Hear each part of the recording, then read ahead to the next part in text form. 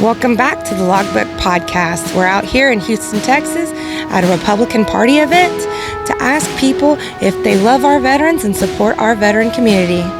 Do you love veterans? Absolutely. Who doesn't?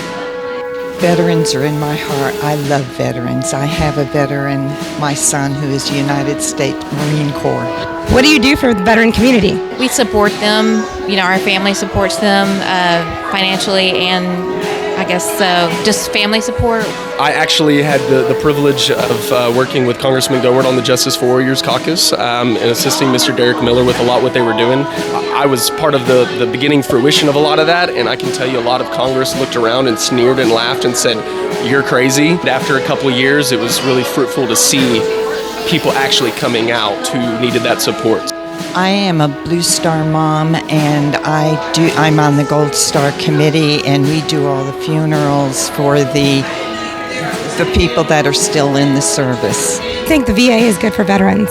The only thing that I can relate to is what he went through as far as like the medical benefits and stuff. It just didn't seem, it wasn't what I thought it was. There's just too much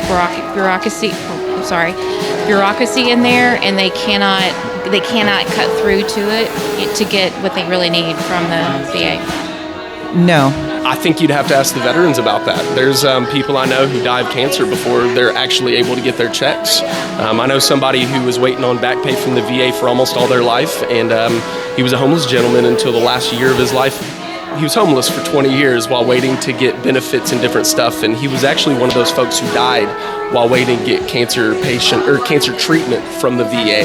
So I think it's 70-something% of all the money that goes to the VA is admin costs. So I think you'd have to ask the veterans how they're feeling about their care, because I haven't heard too many good things. Do you mind me reading you a few statistics about veteran affairs? In 2016, during the wait time scandal, the VA killed 300,000 veterans. What are your thoughts? I could see how that would happen. 1,600 doctors this year in the community care program have been unlicensed.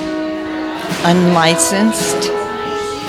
What are they using our men as a guinea pig? I've been to Dachau in Germany, and I saw what they did to the Jews. Is that what we're trying to do here with our veterans? On top of that, the VA, we're paying up to $11,000 in bonuses to these doctors. And these doctors are overloaded with hundreds of people a day, and they're rubber stamping cases just to get people out so they can churn the mill that they've created instead of actually assisting. Did you know the VA let a serial killer inside the VA?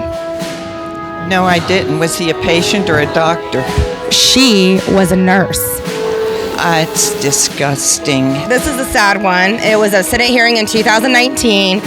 It revealed that 4,000 of the 5,000 VA police are not up to standards, exposing murder plots, rape, and assault. Did you know about that?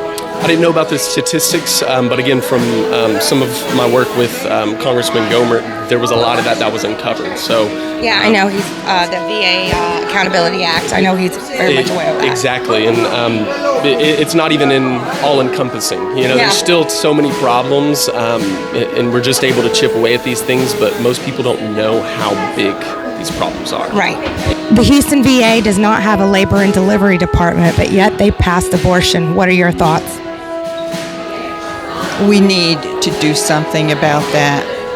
We need a say. I'm going to speak to Ted Cruz about, I'm sure he knows these statistics. He's fought for our veterans, and this is just too much. Did you know that veterans that use veteran affairs are under red flag laws? No, I did not. I definitely think that the Constitution trumps all law in this country, and you're entitled to, I think the legal language of shall not be infringed is quite strong, as well as the number 4, we seem to forget that you're innocent until proven guilty.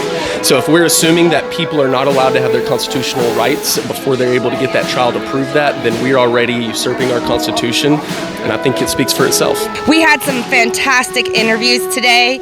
We would like to thank our hosts right here. Come over here, get you a good bite to eat, support patriotism.